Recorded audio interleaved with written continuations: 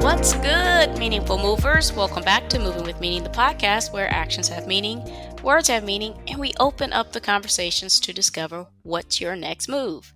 I'm your host, Krystal. In today's episode, we are going beyond the finish line. Not just beyond, but explore what's behind it all, the brain. But you know how we do it here. We need to set that theme. So let's go ahead and do that. The word of the day is innovation. What a theme! Aren't we all looking for new ways of improving? Not just looking, but implementing. Not just new, but valuable. Because let's face it, without value, there really isn't any innovation, is it? That's enough of me talking. How about we introduce our guest, and there's no one better to do that than himself, Liam. Why don't you give the people a bit of background about yourself and what you're going to share with us today? Sure. Hello, Krystal. Thank you very much for having me on your show and giving me the opportunity to share my ideas. Yes, so my name's Liam Naden. I'm a researcher and a teacher, really consumed with answering one question, which is, how do we really get the results we do in our life? In other words, why is our life the way it is? And not only why do we get the results that we want, but why do we get the results we don't want? You know, something that many people are very interested in is, there are things about my life that I don't want. Why are they showing up in my life? So anyway, this is something that I've studied over many decades. It took a major event in my life, which was going from being very successful and a multimillionaire to becoming homeless, that really got me set on a different track and understanding this whole thing about how we get what we want in a completely different way. And that's what I teach and share now. Well, that's interesting. Why don't you, maybe not, you don't have to go into too much detail about how you went from high success to homelessness, but perhaps just how you felt when you lost everything and then what epiphany came about that made you kind of rethink things. Well, the thing was, I was one of these people who has always been consumed with this idea of how can I be the best that I can be? How can I achieve more? How can I have a great life, not just a mediocre life? In other words, how can I be successful? And I went in all sorts of different directions to try and find the answer. And I started off in a religious family, and I thought I found the answer there as a child. And the answer which was given to me was, well, if you want to be happy, if you want to be successful, if you want anything, you just pray. You ask God for what you want, ask and you will receive, and God will give it to you.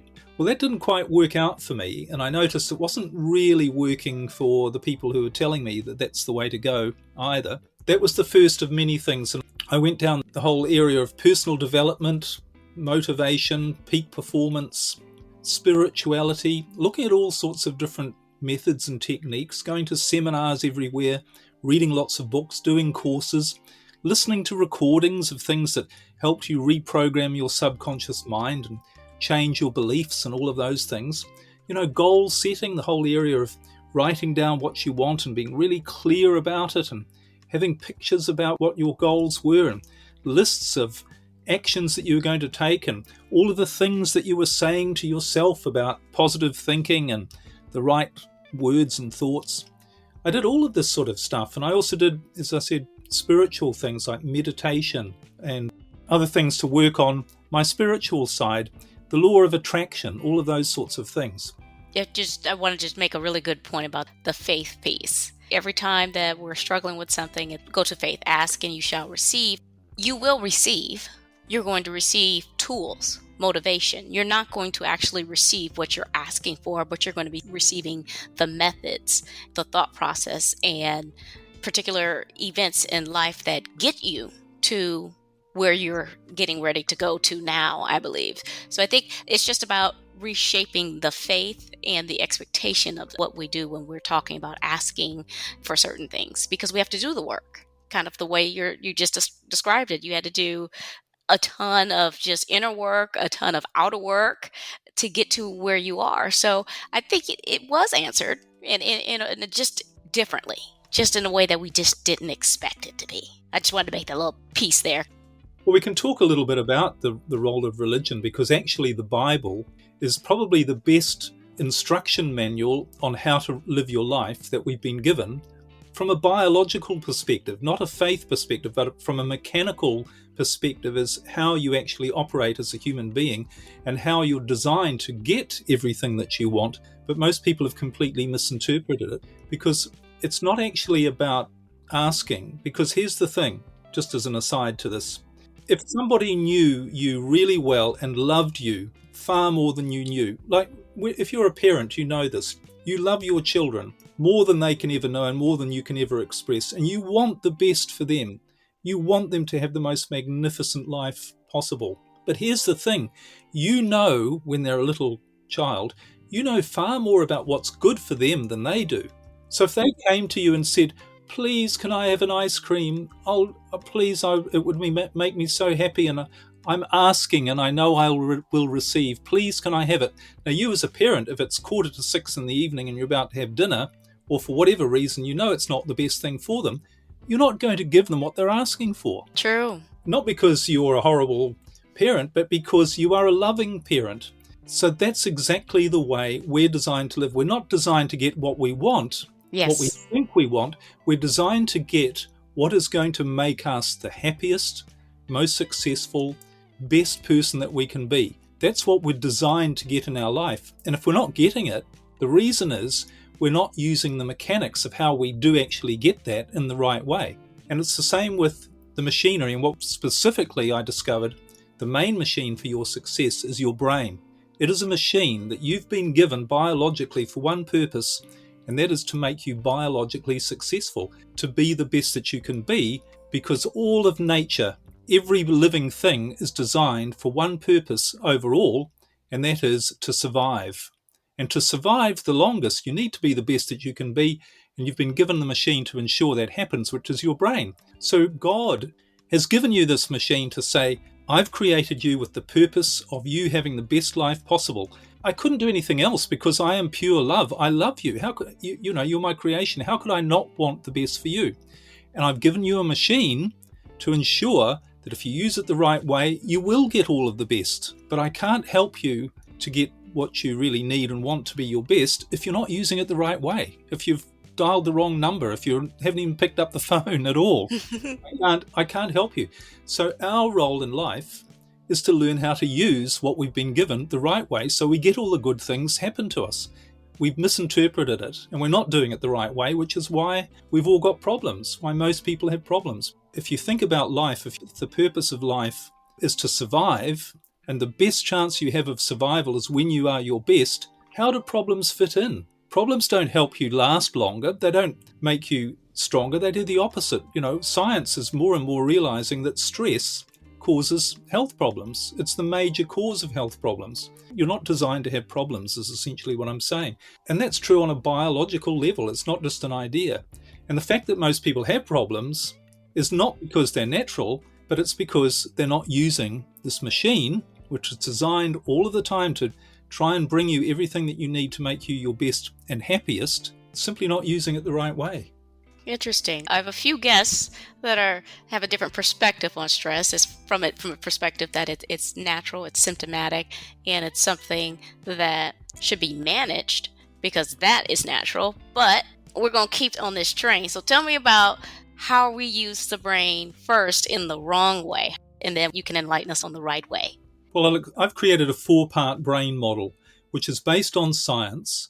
You can use all sorts of technical words to describe these 4 parts of the brain, which each have a different function. And it's the way those 4 parts are used that is the way either determines if you use them the right way, you lock into this being the best that you can be, living your natural purpose.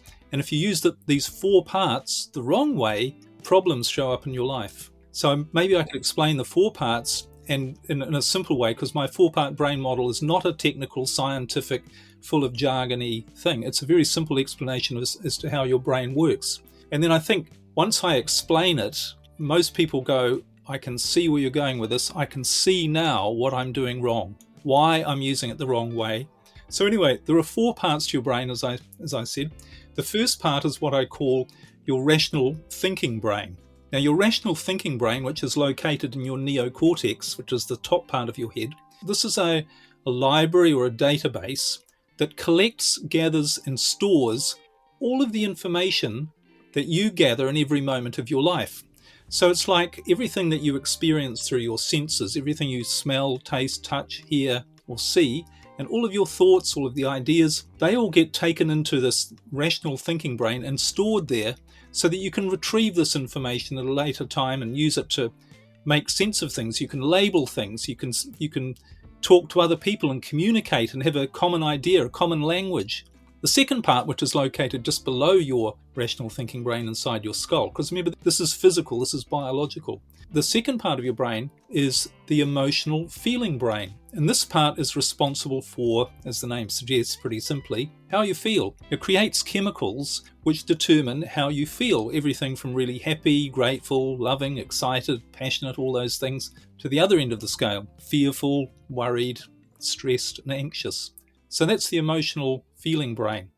Now, the third part of your brain, which is at the back of your head and at the base of your skull, that's what I call your survival brain. And your survival brain, again, it's pretty self-explanatory, but it manages everything to do with keeping you alive on a moment-by-moment basis without you having to think about it. Okay, so in your physical body, obviously all of the processes, your organs, your breathing, heart rate, everything else, this is all managed without your awareness by your survival brain. And there's another really important function that your survival brain has to keep you alive on a moment-by-moment basis without you having to think about it, and that is in the very rare situation where you might be faced with a threat to your survival or a danger.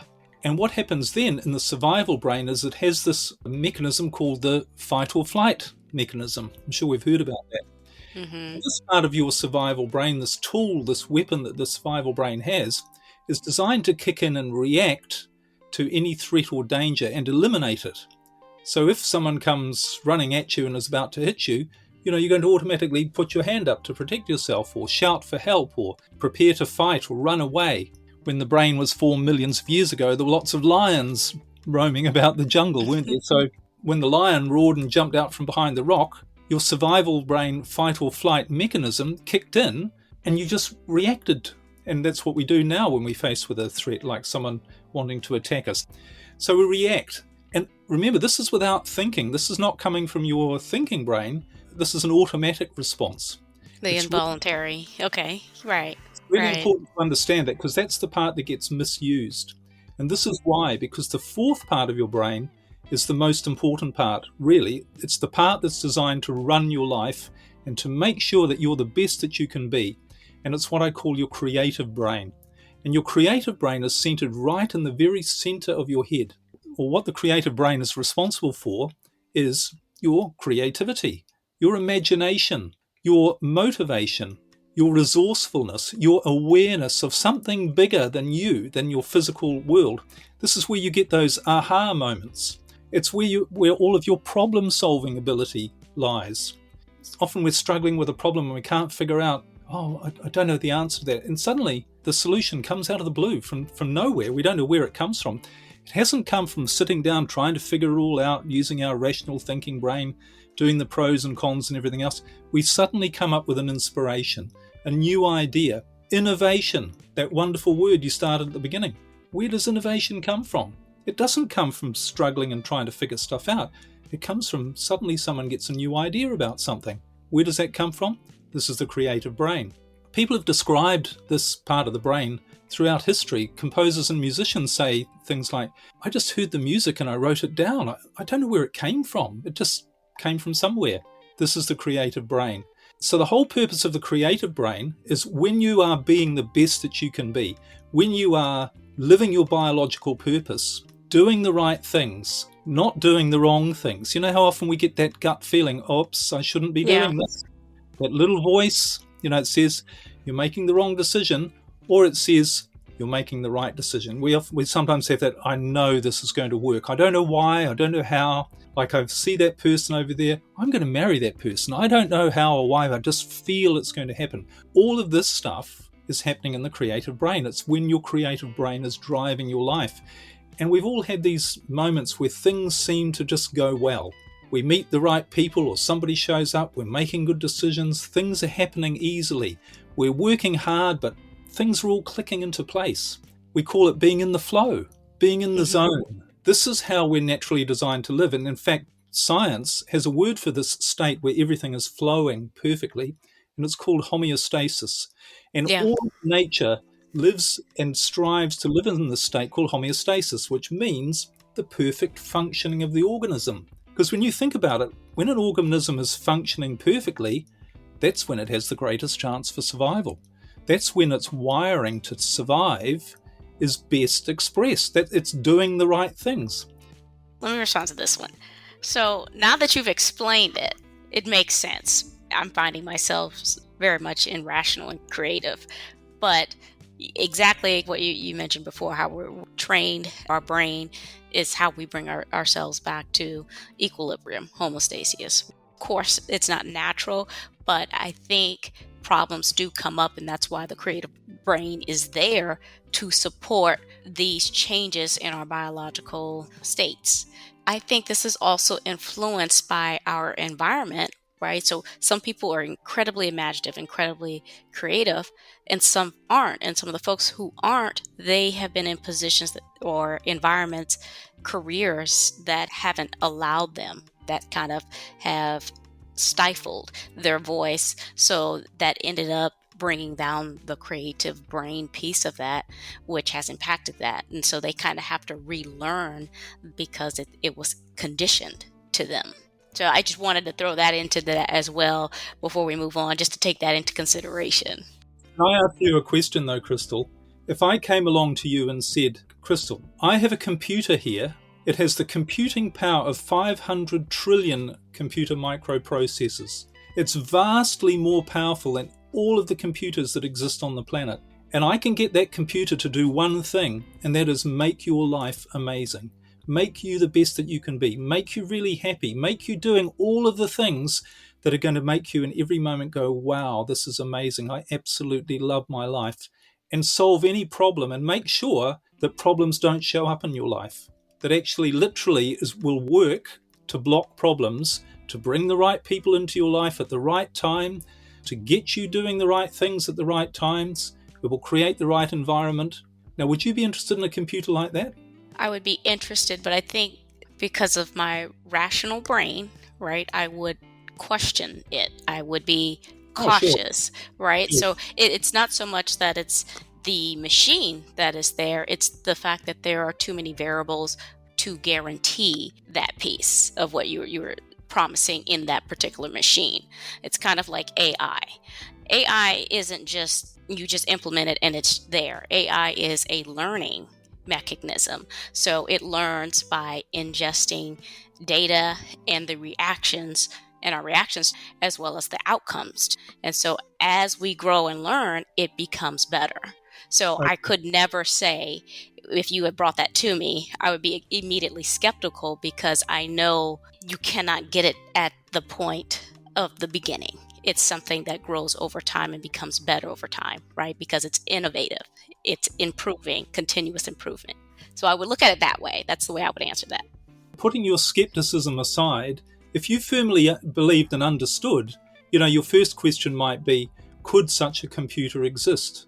So then you would do some more research, and if you came to the conclusion that not only could a computer like that exist, but it actually did exist, it's a bit like any machine.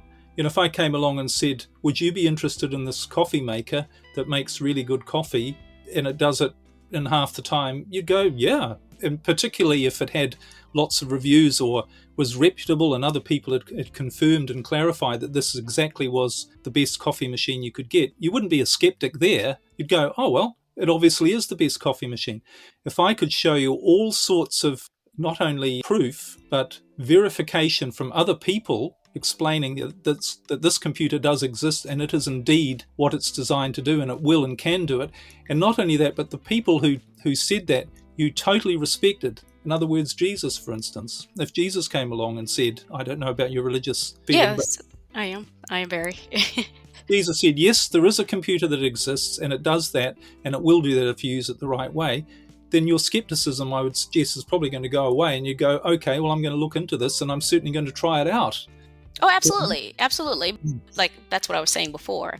I wouldn't just take the word immediately. It would be something of interest, and it would be something supported by others. So it's not something that's easily acceptable because it's something new. We've never heard of it. We've never done it before, but it doesn't mean it's any less true. It's just that the consumption of that information and the acceptance of it is something that you obviously go in and put in work and research into. That's all I was saying. Yeah. I mean, if you look at all of history, again, this word innovation, the history of mankind is someone coming up with a new idea and it turning out to be the truth, and most people discount it straight away because it doesn't fit in with the current narrative. I mean, how long were people told the earth was flat, or we were told that the sun and the stars revolved around the earth, and the earth didn't move because otherwise we wouldn't be able to stand up. Everybody knew that was logical. But new information came along which showed that that was actually true. But the person who said it at the time was, I don't have enough proof. People were saying, we don't have enough proof. What we don't have is understanding to know that that's true. So what I'm saying is that the brain, and there are many, many books that have been written about the brain, and they all say this about the brain, that it is indeed of this enormous power, and it has one purpose, which is to ensure that the organism achieves the state of homeostasis, which is being the best that it can be, so that it has the greatest chance for survival. That's its biological function, nothing more, nothing less. So knowing all of that, then you would say, I want to know how to use this machine the right way so that I achieve homeostasis. And if I'm not achieving homeostasis, in other words, if I'm not being the best that I can be, if I'm stressed with problems and everything else, obviously something is going wrong. I'm not using the machine the right way. When you have a machine, problems only show up when you're not using it the right way. So coming back then to this creative brain, if we can accept that the state of homeostasis, being the best that we can be, is the state we're designed to live in naturally. Because if you look at the rest of nature, it exists mostly in a successful state. Every animal, creature, living thing is in a state of homeostasis. They're just being what they are. There have been estimates to say that in nature, the success rate is 98%.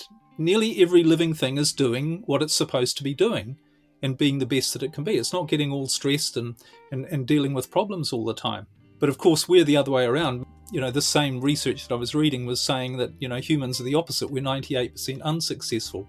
But here's the thing, and I think this will explain a bit about how the brain works and why problems show up in people's lives and why we're not living in this great state of inspiration. We all have inspiration. We all have imagination. Now, we're not necessarily talking about, you write a concerto before breakfast or something, or come up with these amazing new ideas. But we all have these faculties within us which are designed to be used as tools for us to make us the best version of ourselves, doing what we're supposed to be doing that's going to make us successful for us. And this is why comparing yourself doesn't work either, because we're all individuals. Let's look at what goes wrong. We've got these four parts: rational thinking brain, emotional feeling brain, survival brain, including your fight or flight mechanism, and your creative brain, the master, the controller, that's designed to make your life flow.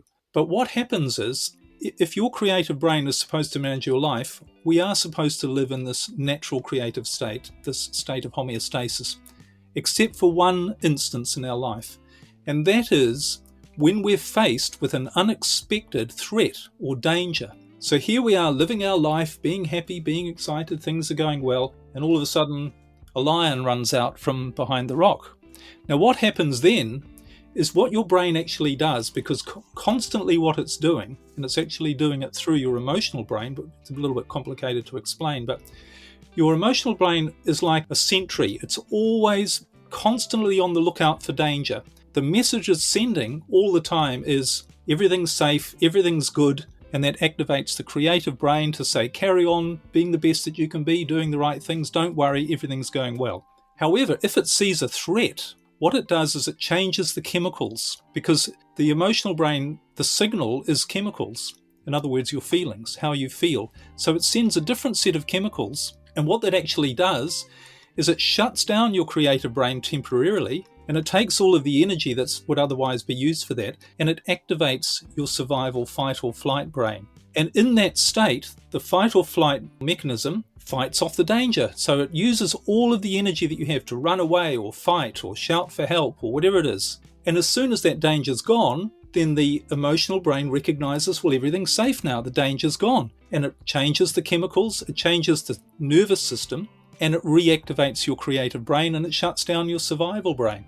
But here's the thing, those two things don't operate together because it's like a switch. The term for this is you activate something called your sympathetic nervous system when you activate your survival, fight or flight, or you activate your parasympathetic nervous system, which is your creative brain. But what activates it, what determines which part of your brain you activate and use is your emotions. So here's the thing, when your brain says everything's good, it sends happy chemicals, neurotransmitters or hormones to make you feel good. That activates the creative brain. When it sees danger, it sends other chemicals that create fear and the underlying parts like stress, worry, and anxiety. So what's actually happening on a biological level, when you feel fear, stress, worry, anxiety, your brain is saying to you, there is a threat to your survival, and it's activating your survival, fight or flight. You might not be in a panic, but it's still activating that part, and it's shutting down your creative brain. So can you see what the problem is here? People are trying to solve their problems, work out what their goals should be, work out what they should be doing, trying to be imaginative, trying to be creative, trying to figure out their life using a part of their brain that's not designed to do that, that doesn't have a clue about any of those things. It's only there to react and fight off danger.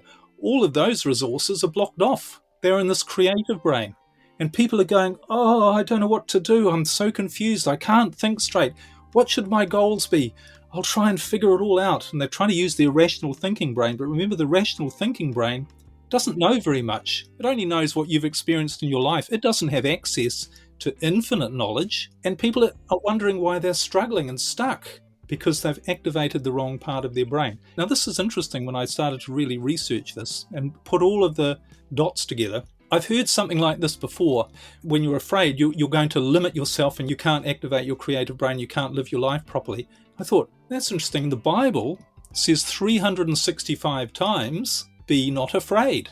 Now, it's not saying, try not to be afraid, don't worry. Because what it's saying to you is, don't be afraid, because when you are afraid, you're activating your survival, fight or flight, sympathetic nervous system, and you're shutting down the part that I, God, have given you to manage your life and make it the best that you can be so that you get all the right stuff in your life. You're acting like there's a threat or a danger there. It says, do not worry about what you shall eat, drink, or wear. It will all be provided for you. And it's provided for you through your creative brain, but only when you use that part of your brain. If you're in a state of fear, stress, worry, anxiety, you're never going to figure it out. Your brain can't see. It can't do this stuff. It can't bring you the right ideas, solutions to anything because all of that part of your brain is literally shut down. Yeah. I think that was the part of what I was expressing earlier with the skepticism. I'm glad you answered it. Let me just say it that way. So I think it was a good exchange to bring that part up and then to hear the parts of the brain that are supposed to work in a certain way. And when certain pieces are triggered, it shuts down the other part of the brain that should be handling that particular task. It's not something that's easily done to not be afraid, but it is informative to bring this piece to light, to know that, okay, when I am feeling this way, I know that I'm thinking emotionally or I'm in a survival state. And I need to change either my way of thinking, meditate, or what have you to bring me back to homeostasis to activate the creative brain to get me to where I need to be. Here's the really interesting thing. Our whole life, we have been trained in a completely different way to use our brain the wrong way. So you realize you've got to practice. There isn't one thing that you're going to get straight away that's going to get the result. You need to learn and you need to practice, and that's going to take time. And the longer you've spent in your life doing it the wrong way, the more you're going to have to relearn and the more you're going to have to practice. Now, the good thing is, it doesn't need to take the rest of your life.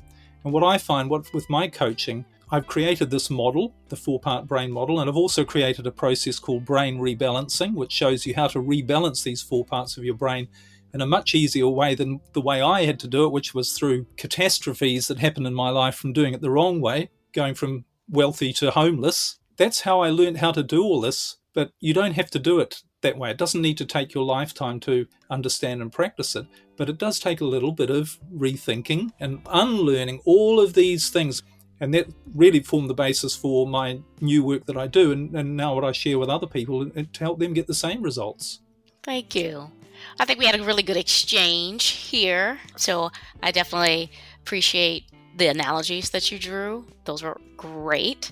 And I also appreciate you entertaining my skepticism. And it was definitely to add value. It's great, isn't it? It's a great conversation. Awesome.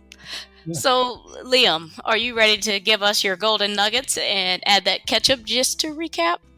Well, I think the bottom line is to what I like to say, you have to let yourself off the hook. You have to realize that trying to reach goals and solve your problems through force and struggle, all that does is keep you stuck. And instead, you need to allow this creative energy to flow through you, because when you do that, you actually activate a different part of your brain. And it's that part of your brain which is going to lead you on a far easier and far more enjoyable path to you being what you're supposed to be, which is the best you can be. That's all we can be. I think that's the only path there is. Well, that's the episode today. I'm all about activating all parts of my brain. I should be. That's part of the premise of my new fantasy book series.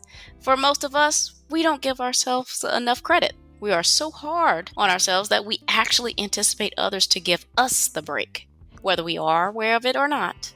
And why should they? If we are setting the expectations so high, they do say, lead by example. That's why I appreciate Liam sharing his personal story and the comeback with a reset. What part of the 4-part brain model do you feel needs nurturing? Even if you have imparted some of the biological mechanisms to increasing your chances of survival, I want to hear how you were able to let yourself off the hook. I love it all, and so will someone else. Before I let you go, Liam, why don't you go ahead and remind the people who you are, where they can find your resources, or reach out to you. Thank you. My name is Liam Naden, Naden, and my website is just my name, liamnaden.com. And if they go there, I've got a ton of stuff, my own podcast, which explains a lot of this. I've got free courses and a free webinar, and really to try and help people understand who you are, how you're designed to live, and all of the resources you actually have right at your fingertips. Thank you so much. I'll make sure to include all of Liam's resources and connections in the episode description, as well as on my website's resources page, movingwithmeaning.com. Make sure you guys subscribe to the show, Moving with Meaning, the podcast, and tap that alert bell so you know when these episodes drop. I am on Apple Podcasts, Amazon Music, Spotify, and YouTube Music. Please share, like, repost, and follow. Tag someone. We are creating a community here. Quick housekeeping before you go. Follow me on Instagram at movingwithmeaning82. Also connect with me on LinkedIn. I do dabble in TikTok at Krystal B. Clark. My YouTube channel is up. Kindly run over there and have a look or two. Links are in the episode. Alrighty, I'm Krystal on Moving with Meaning, the podcast, reminding you to take it one step at a time. All moves have meaning. Check y'all later.